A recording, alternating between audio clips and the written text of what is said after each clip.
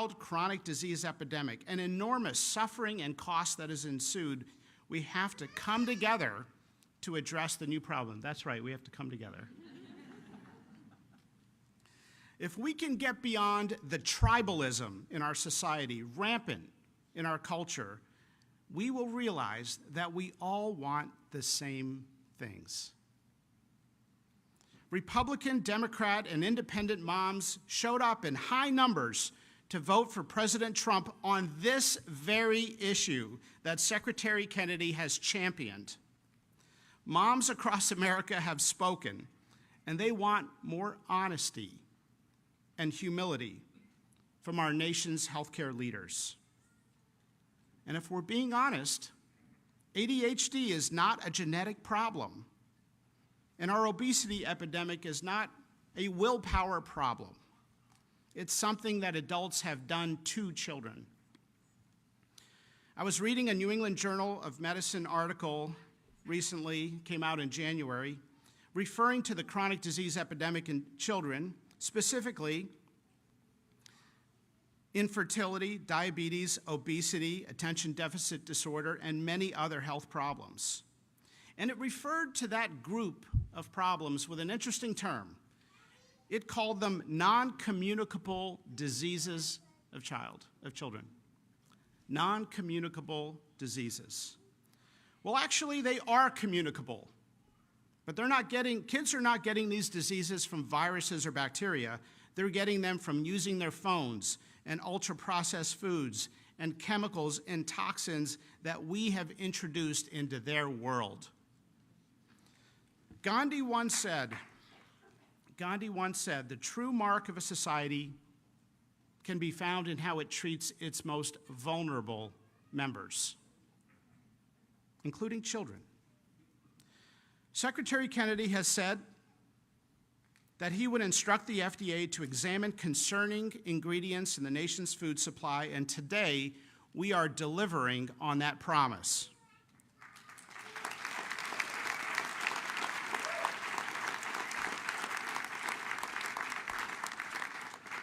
To be clear, the transition from petroleum-based food dyes to natural ingredient food dyes will not increase food prices. We know that from other countries that have already made the transition. It's not an opinion. Today's announcement fulfills the administration's promise to use both gold standard science and common sense.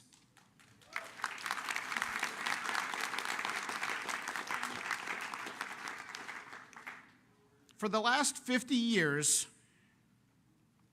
we have been running one of the largest uncontrolled scientific experiments in the world on our nation's children without their consent.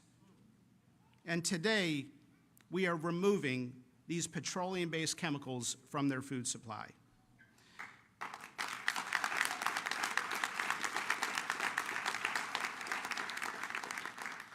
In summary, we are simply asking American food companies to replace petroleum-based food dyes with natural ingredients for American children, just as they already do for children in other countries.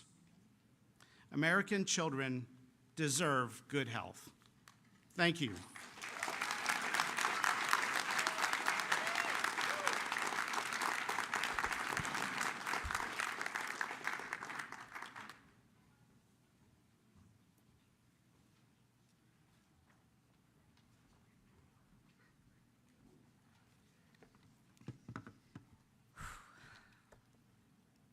For over a decade, I have said the FDA is asleep at the wheel, and now I can stop saying that. Hi, I'm Vani Hari. I'm a food activist and author, a fellow Maha mom, and I'm not affiliated with the HHS, just for the record. Thank you, Commissioner Dr. Marty McCary. Thank you, Secretary Kennedy, and everyone here at HHS that has made this swift action possible. Today marks the beginning of restoring the trust at the FDA and our regulatory institutions. Last September, I testified at the U.S. Senate about the blatant hypocrisy of American food companies selling safer products in other countries while selling inferior versions of the same exact products here in the United States with artificial food dyes made from petroleum. The outrage of American companies doing this spawned a massive grassroots movement to hold these companies accountable. 1,000 concerned citizens, moms, children, elected officials, health leaders from across the nation gathered in Battle Creek, Michigan last fall asking Kellogg's to remove the dyes they don't use in other countries. We had over 400,000 petition signatures to deliver to their headquarters, but they gave us the cold shoulder. They told us to get off their lawn.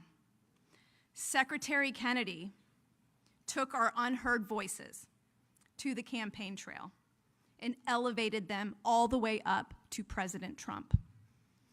From the moment my kids were born, I have taught them the truth about artificial food dyes because our government was doing nothing to protect them from these harmful ingredients.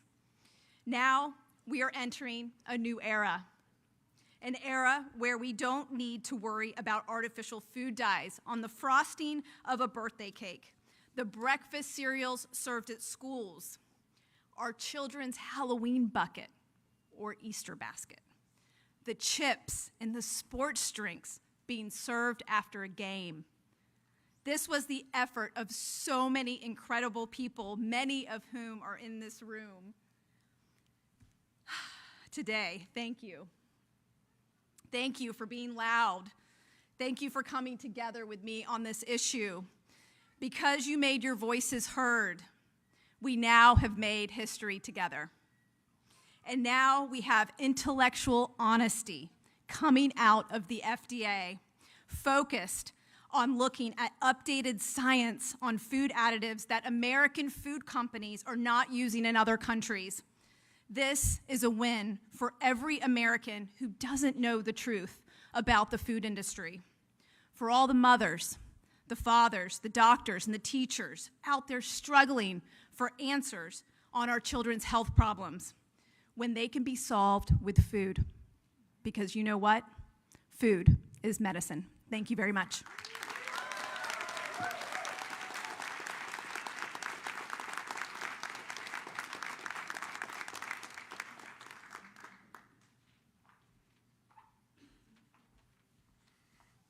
Hello, everyone.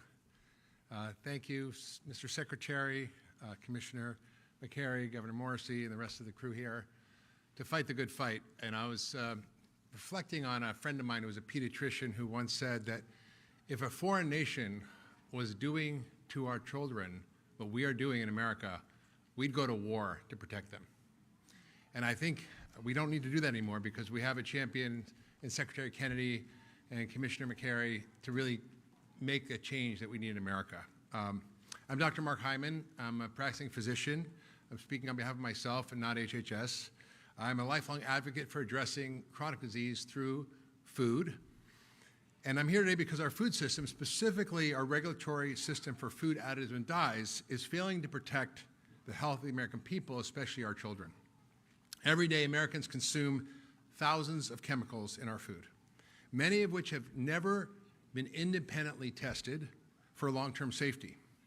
Artificial dyes like Red 40 and Yellow 5, emulsifiers, preservatives, and so-called natural flavors have been linked in studies, many studies, to behavioral issues, to metabolic dysfunction, to inflammation in the body. And these aren't just theoretical risks. We're seeing rising rates of chronic diseases linked to food dyes and other additives like ADHD, obesity, autoimmune diseases, allergies, endocrine disruption, and even cancer. The highest levels of scientific evidence shows that these food dyes cause increased hyperactivity, reduced attention span, irritability, sleep disturbances in both children with and without pre-existing behavioral disorders. Now, these effects can occur at doses within the range of typical consumption for many kids, which is often in the many milligram doses. Is it any wonder that there's been a 1,000% increase in ADHD since 1970? 1,000%. No parent should have to guess whether the food they're giving their child contains substances banned in Europe but allowed here. No doctor should watch their patients struggle with chronic illness tied to ultra-processed food and be powerless to change it because our food policies lag decades behind the science. It's time, and it is time, it's happening, that the FDA and HHS is demanding full transparency, independent review, and science-based safety standards for every substance added to our food. Americans deserve a food system that protects their health and not corporate interests. Thank you.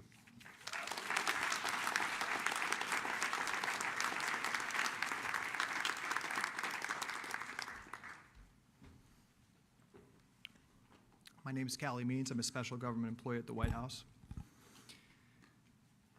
And if you look around the building here, this building is the home to the largest department in the U.S. government, the largest budget for any department of any government in the history of human civilization is this building.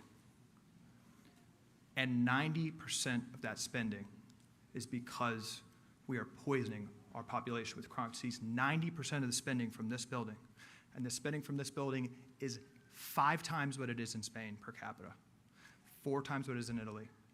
It is because we are poisoning our children. And 2 words are ringing out around the world from this building today, and those 2 words are common sense. I have had countless meetings with the food industry. They've talked to the media about this. They lecture us about not being scientifically rigorous on these policies with food dyes. Well, let's think about what that study would actually entail. A peer-reviewed, placebo-controlled study would involve giving these children shots of crude oil every single day for years and seeing what happens. When a study itself that the industry is telling us to do is on its face unethical, we clearly have a problem. This is also a day where the cries and the shouts and the applause from Maha moms during the campaign are ringing out across the country.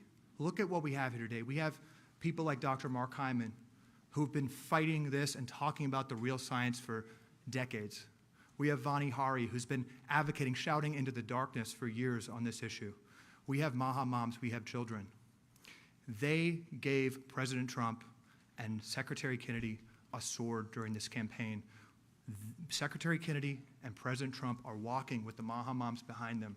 And what's happening today, and I have a plea for the media, let's not cover this cynically. This is a major win. This is a major win among grassroots forces against special interests. These are things, as you know, that industry has been fighting for years and years and years. These are things that a year or 2 years ago would have been absolutely out of the question to ever have happened. This is a major, major win. And I have a plea also, quite candidly, for Democrats. I've met with Cory Booker. I've met with a lot of people that care about this issue. Where are you? Come to HHS, come to the FDA, and work with this administration on these unimpeachable issues. This is our children's lives at stake. We are poisoning our children. This is a monumental day of turning the tides in this country. And I just want to introduce the Speaker of the Utah House and recognize the incredible state leadership. 25 states around the country, inspired by Secretary Kennedy, inspired by President Trump, who've passed Maha bills and given the leverage for the federal government to be here today. So I want to introduce Speaker Mike Schultz.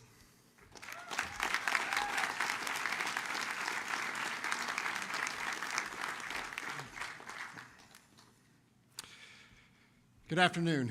I'd like to start by giving a shout out to my colleagues in the Utah House of Representatives and the Utah Senate, 10 of which came to be here with us today.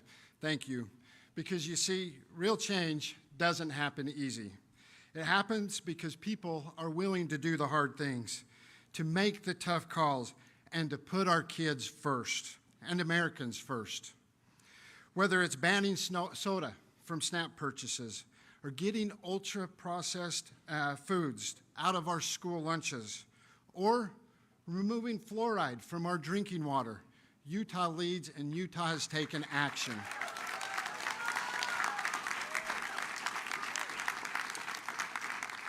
This year, we passed a ban on dangerous chemicals and synthetic dyes in school lunches.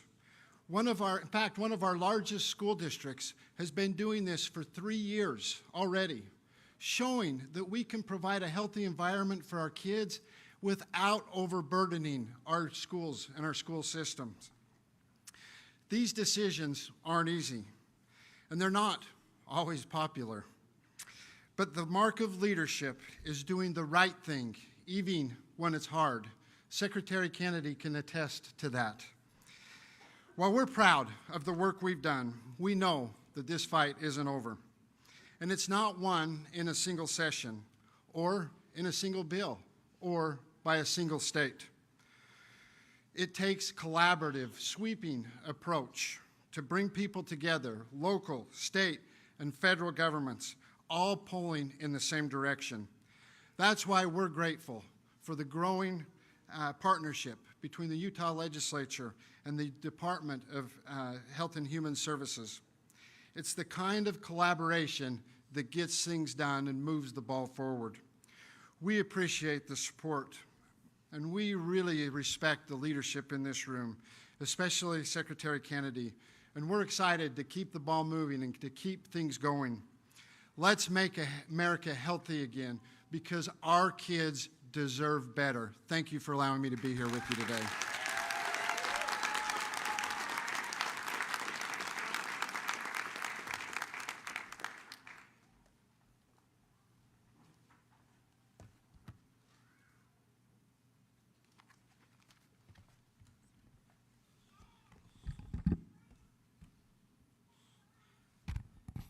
Well, good afternoon. What a wonderful time to be here at HHS today. I just want to start out and thank the Health and Human Services Secretary, Robert F. Kennedy, for his vision and for all the amazing work that he and his team have done in just a very short period of time.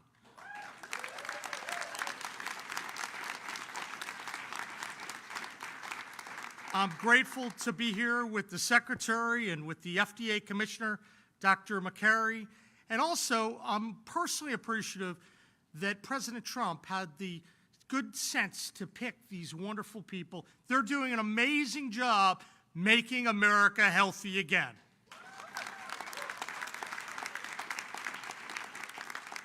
I also look around this room and I see a lot of leaders of the MAHA movement and their mission of making their states and their country healthy again. And I know there are some people here from West Virginia, some of our leaders who really led the way for the recent legislation, which maybe had something small to do with why we're here today. So Senator Barrett and Senator Chapman, and there are a couple other folks here, I'm just grateful for your leadership on the ground, because when we win on all these issues, we win as a team, and we have a great team here today. Now, when we think about the MAHA movement, we think about how we can make Americans happier, healthier, and living more purposeful lives. At the end of the day, this is an opportunity for everyone to live a little bit longer, spend more time with purpose and with friends and loved ones. In West Virginia, just last month, we launched what I called the 4 pillars of a healthy West Virginia. That's to reverse some of the negative healthcare outcomes that have plagued our state for far too long. Pillar 1, big part of why we're here today, it's cleaning up our food. I want to get the crap out of our food and improve the quality of school meals. We passed the law in West Virginia because we thought our kids and our citizens deserve better. They deserve real food, not chemical shortcuts designed to fool the eye but harm the body. That's what making America healthy again means to us. It's not just a slogan, it's a mission. And it starts with protecting the most vulnerable among us, our children. Now, in West Virginia, we've launched a statewide walking challenge. We've called it the Mountaineer Mile. We're reforming our SNAP system to reward healthy choices. And we're holding a line on harmful food additives. Because when taxpayer dollars are involved, they should fuel health, not disease. And as part of this process, thank you. That's a pretty basic concept, I think. As part of this process, I think all of us know that a national discussion is needed. So we've been fortunate to help lead the way in West Virginia, but I'm so thankful for the leadership on the national level. That's the best way we do it, because we need consistent policies across the nation that clean up our food. So we're appreciative to Secretary Kennedy and the Trump administration for the bold steps to begin removing harmful dyes in food products across the country. I think it's going to protect kids who often fall victim to these processed foods. West Virginia, we're committed to helping lead the nation toward a healthier future. Let's go clean up our food, let's lift up our families, and let's move our country forward. Thank you, and let's get to work.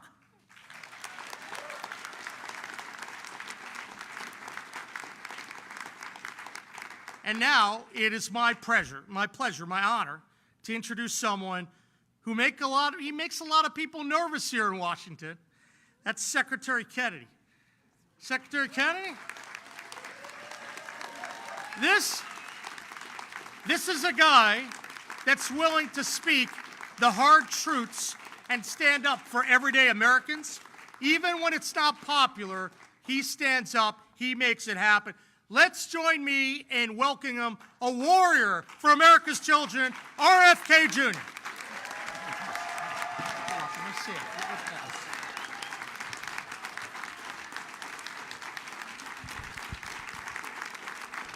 Thank you, Governor Morrissey. Thank you, Speaker Schultz. Thank you to Dr. Mark Hyman, who's been my friend and partner on these issues for over 20 years. Thanks, Vonnie Ari, who's been an extraordinary leader. And then Marty McCary, I'm so grateful that you agreed to join the administration. And Jay Bhattacharya, will you guys come up here and stand behind me? We have an amazing team at HHS. When my uncle was president in the 1960s, we had the healthiest people in the world.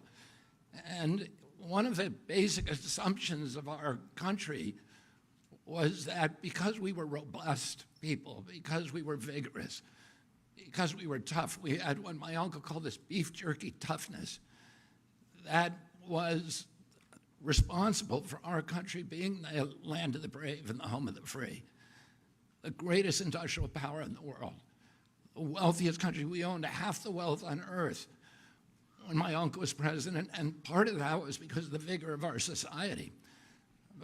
And that's one of the reasons he started the Presidential Council on Physical Fitness, because he felt that Americans were getting soft and it was going to steal from us and erode all of our leadership, our moral authority, and our values, and our role as an exemplary nation. And since his death, we've had this extraordinary chronic disease epidemic.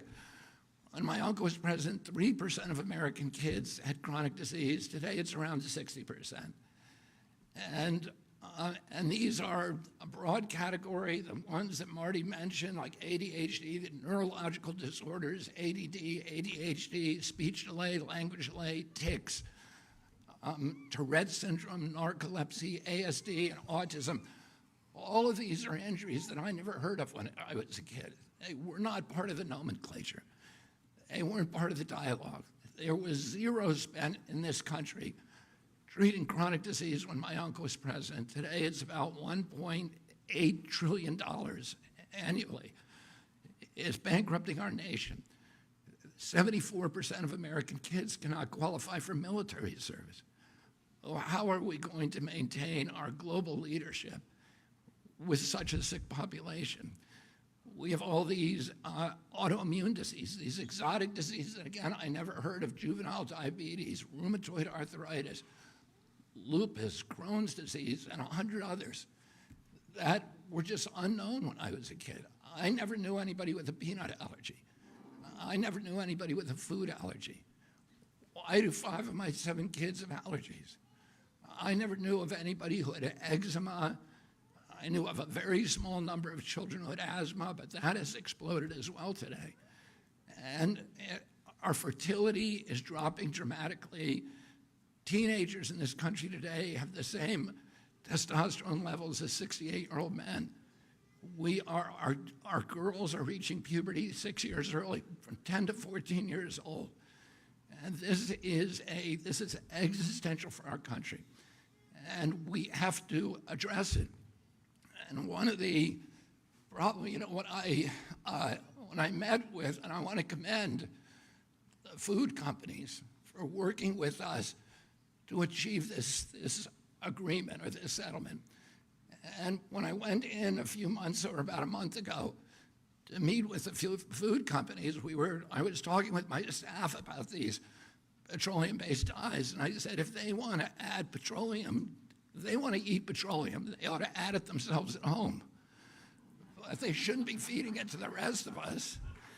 And without our knowledge or consent. And unfortunately, we're going to get rid of the dyes, and one by one, we're going to get rid of every ingredient and additive in food that we can legally address. One of the problems is that the industry, which all of these industries, cast a dark shadow historically over this agency. And there's so many conflicts that we are now systematically eliminating. That has allowed them to suppress the science. There's shockingly few studies, even on food dyes, and on all these other ingredients as well. And Jay Bhattacharya, who is here and who's running, the director of NIH, is now narrowly targeting these kind of food additives for scientific study, so that one by one we can start eliminating them where they can. Where we can't, there's things that we'll never be able to eliminate, like sugar. And sugar is poison, and Americans need to know that. It is poisoning us. It's giving us a diabetes crisis. When I was a kid, I always say this, a typical pediatrician would see one case of diabetes in his lifetime. Today, it's 1 out of every 3 kids who walks through his office door. In our most recent study from NIH, 38% of American teens, it's half our adult population. This is existential. We are spending as much on mitochondrial disorders like diabetes as we spend on our military budget. We can't continue to exist like this. And the problem is industry is making money keeping us sick. As Jay pointed out, ADHD is associated with all these behavioral disorders. But those disorders are treated not by changing our diet, but providing medications to treat our kids. And they get medicated, and that's the only solution. And, I would point out that there is part of the etiology of these diseases is a kind of media malpractice, a mass psychosis that has our media not talking about this. And one of the possible reasons for that is the amount of money that's coming from the pharmaceutical companies into our media and from these food companies, or the advertising.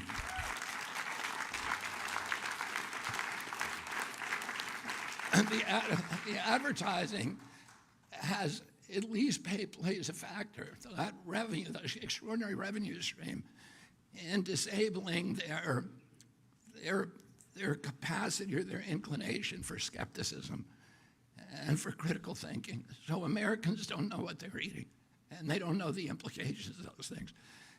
And for those products, Mark Hyman says in his book, the 10-day sugar detox diet, which I'll give a plug to, is a very good book.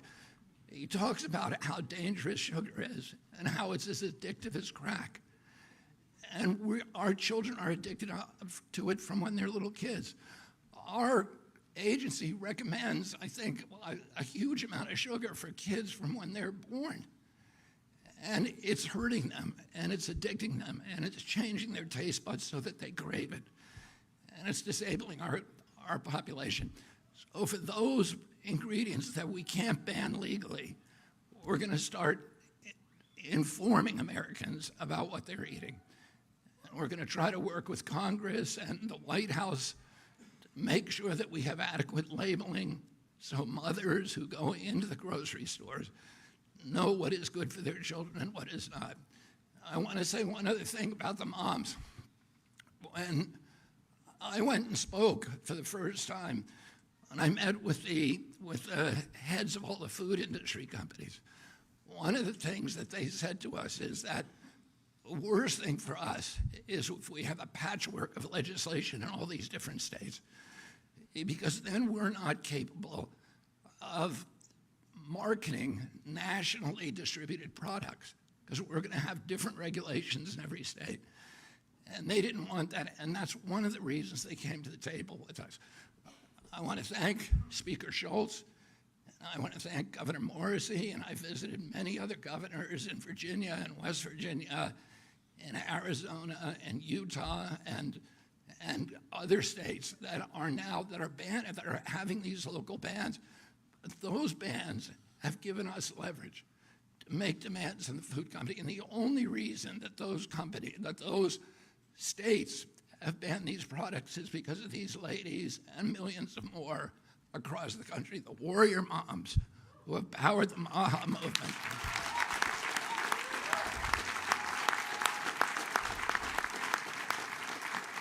And I just want to urge all of you, it's not the time to stop. It's the time to redouble your efforts, because we have them on the run now, and we are going to win this battle. And 4 years from now, we're going to have most of these products off the market, or you will know about them when you go in the grocery store. So I want to thank you.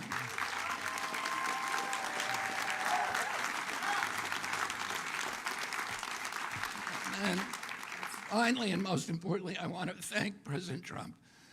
President Trump often, says that he's going to make America great again. But he knows that he cannot make our country great again if our country is weak, if we're not healthy, if we don't have vigor, if we're not a robust people.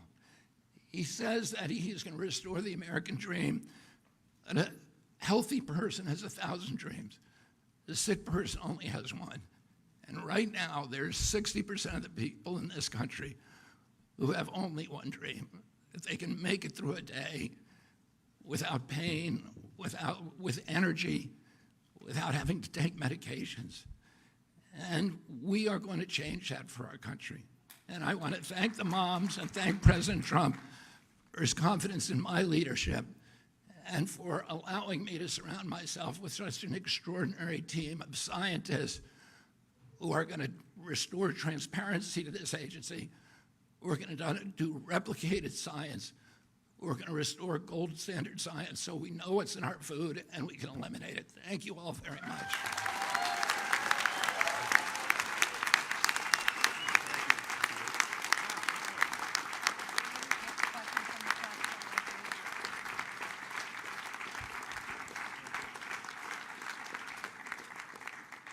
Thank you, Secretary Kennedy. Thank you to everyone for being here, and thank you to the press for attending today. We're going to take some questions from the press. If you can please say your first, last name, and outlet when I call on you, that would be great. Sarah, CNN.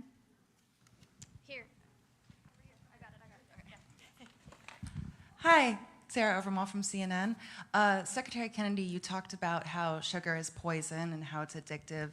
Is that the next step for you, looking at policies to reduce or even eliminate sugar in food products? I don't think that we're going to be able to eliminate sugar, but I think what we need to do probably is give Americans knowledge about how much sugar is in their products, and also with the new nutrition guidelines, we'll give them a very clear idea about how much sugar they should be using, which is 0. Yes. Hi, Helena Bottomiller-Evich with Food Fix. You mentioned the goal is to work with the food industry to get most of the major synthetic food dyes out. What is the plan if the food industry does not voluntarily agree to do that? And what are the next steps if you can't get agreement within the industry? Thank you. Well, here the industry has voluntarily agreed. And so, I think as we move forward, we are going to work with the industry. They've shown a lot of leadership on this right now. And in fact, we're getting food companies now and fast food companies who are calling us almost every day and asking us, how do we do this? What do you want us to do? Will you do a press conference with us? And so we're really happy with the reception. I think they're ready to change the industry. They have children too. There's no such thing as Republican children or Democratic children. Their children are going to the same schools, they're eating the same foods as the rest of us. And I think most of them really want to have a healthier America. They want clear guidelines, and they want to know what they can and can't do, and we're going to give them that.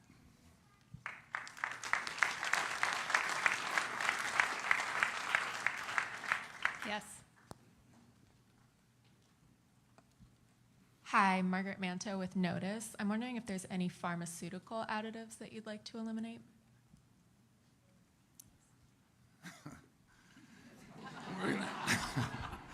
We're going to start on that next. I don't have anything particular there.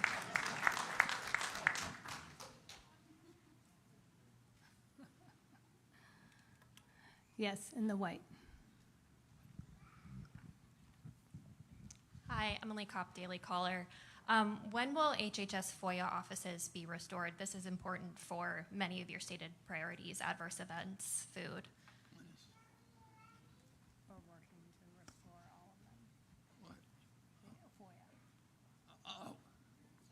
When is our FOIA? Oh, we're restoring all the FOIA offices, and we're going to make it much easier for people to get the information. We're going to try to post as much as we can. We're going to start a website with all former FOIA requests and the documents that were produced so people don't have to do it again and again. And we're going to try to get as close as we can to total transparency in this agency. You know, I spent a lot of years litigating under FOIA, and I experienced the frustration of going year after year and being stonewalled by the agencies. A lot of the people who are in HHS right now come from that background.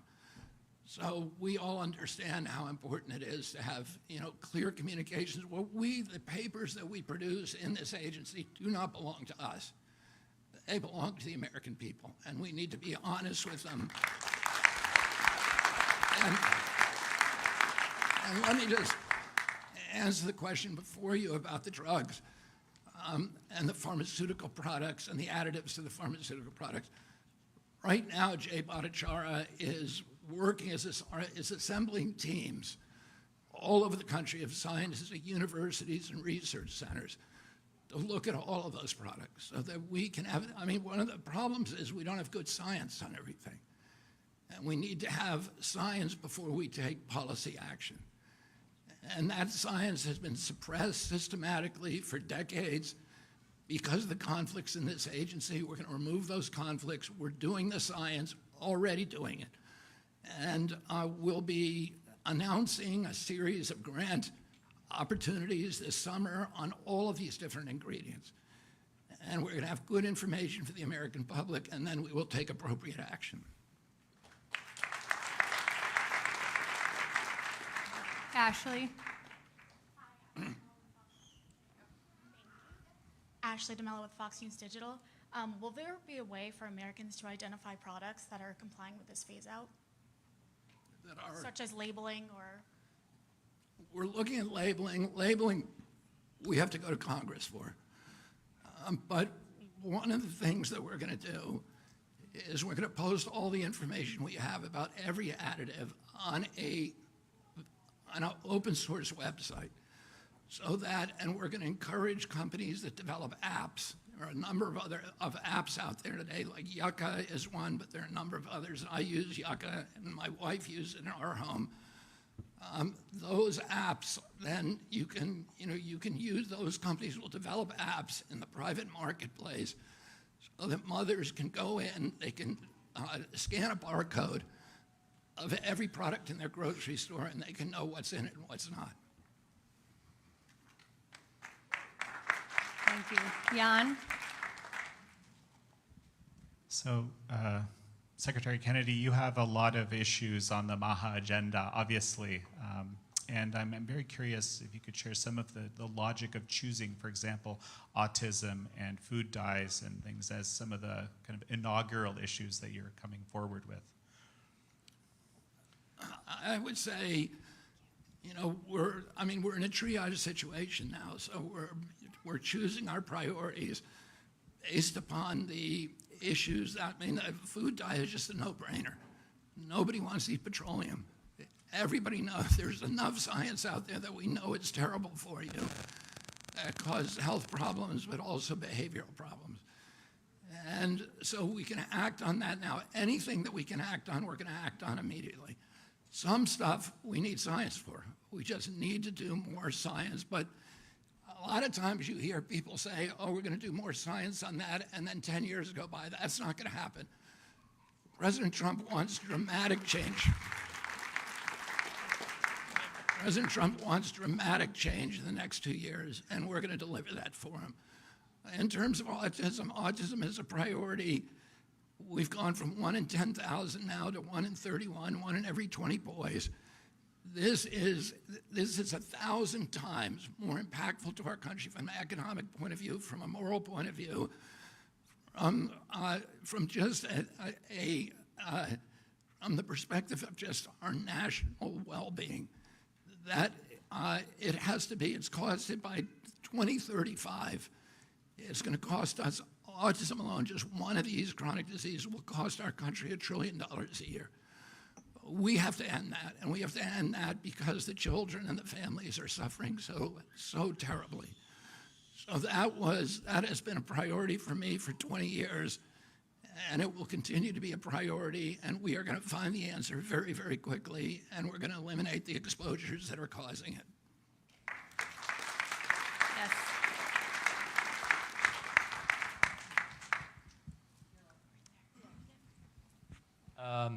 Secretary Kennedy, Issam Ahmed here from Agence France Presse. Just on the political dimensions, do you sort of give credit to the former President Joe Biden for getting the ball rolling with Red Dye 3? And as far as the labeling goes, you mentioned you have to go to Congress. Are you in discussions with lawmakers on both sides of the aisle regarding improved labeling around food? Thank you. We have not yet. The time has not yet come for us to put our legislative proposals before Congress. Labeling will be a top priority proposal for us.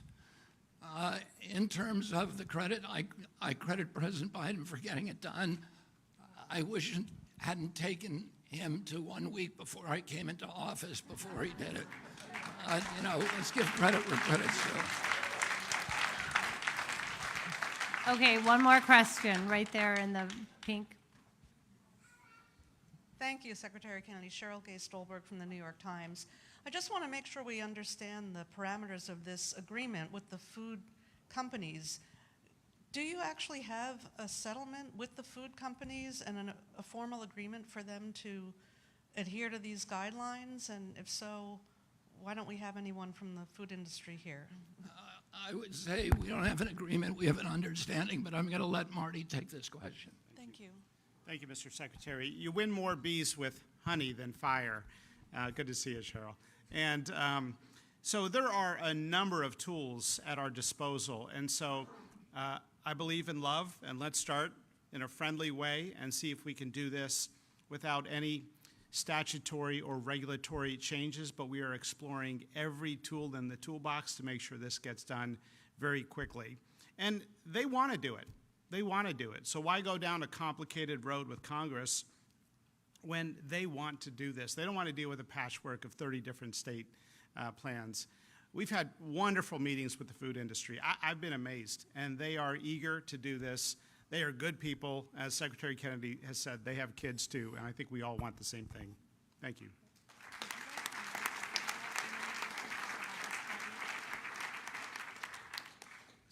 So I just wanted to make a couple of comments about the role of the NIH in all this.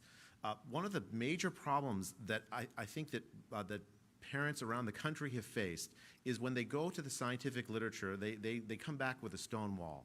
They hear that, well, the science hasn't been done, it's not rigorous. And part of the problem is that scientists are afraid to ask questions, basic questions that parents want answers to.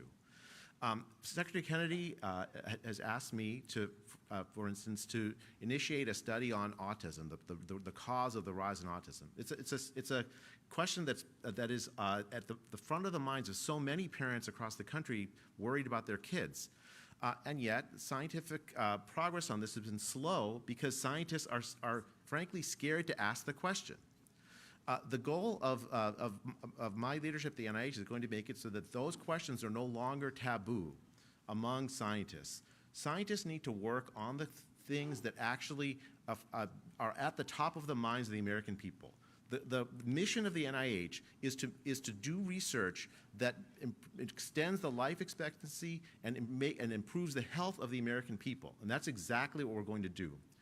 Since 2012, the United States has seen no increase in life expectancy, none.